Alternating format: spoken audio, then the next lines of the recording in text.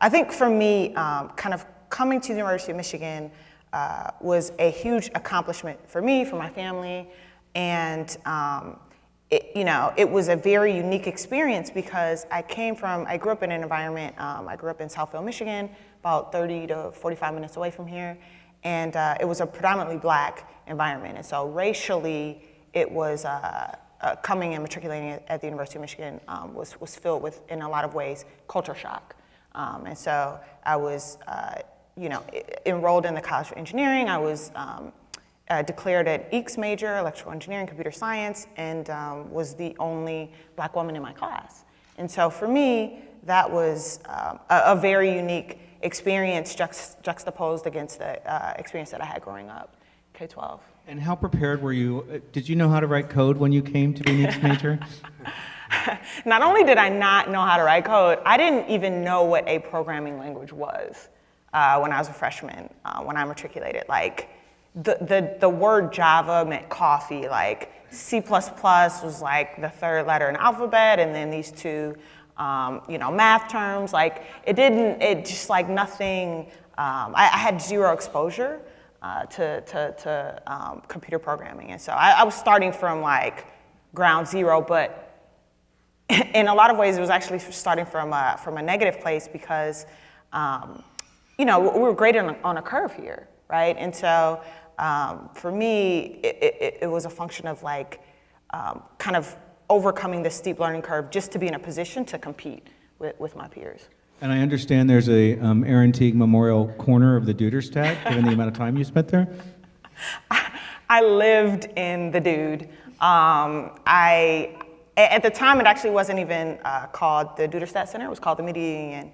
And like the staff and employees of the Media Union, they knew me, knew my name, knew my study regime, they knew my schedule. That's how much time I spent there. It was home to the extent that I would be offended if I was in class and someone came to my spot and took my spot. So it was. Nothing's changed in that regard, I assure you. Now, one other question about college. I know you're a talented athlete, but your father forbade you from doing something in college. What and why? Oh, wow, you've done your research. So my father played sports in college. Was also drafted and played in NFL, and so for him, the experience of being a college football player at a D1 powerhouse that was going after national championships,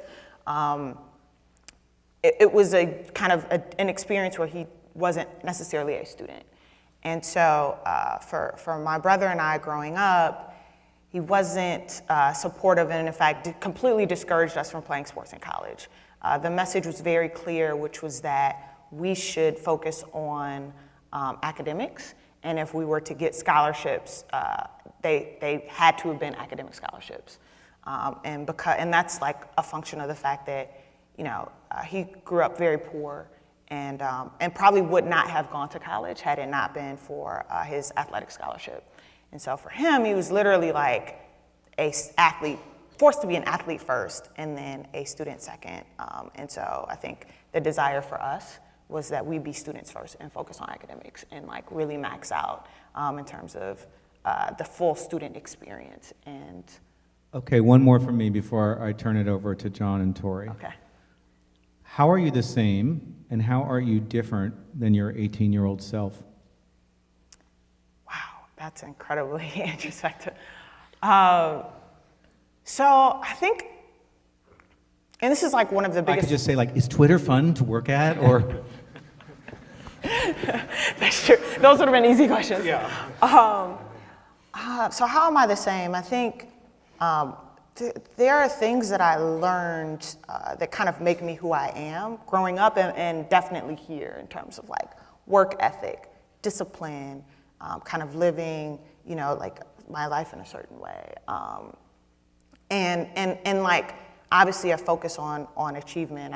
I am like naturally an achievement-oriented person, and that is still true. So like, it was funny. I was having a conversation with a friend, and I have an Apple Watch now, and he's like, if at the time I did not have one. He's like, you should just go buy an Apple Watch. And I'm like, no, I can't just go buy an Apple Watch. Like I should have to achieve something before and that's like my reward is buying myself an Apple Watch as a result of achieving something, right? And so just like kind of just being like an achievement-oriented person. And so that's kind of how, those are some of the ways that I'm saying. In terms of how I'm different, I'm such a different person in just like the extent to which I've been exposed to life and the elements of life. And these are things that have influenced me heavily. So I think the biggest thing is just like travel around the world and understanding like different environments, different value systems, different cultures has helped me to become an infinitely more well-rounded person. And those experiences definitely have shaped my worldview, have shaped the ability or the extent to which kind of I believe in the importance of giving back and staying connected to my community and like really having that impact in the communities that I care most about. And so I think that's kind of like the areas where I've developed or achieved like the most growth. Okay.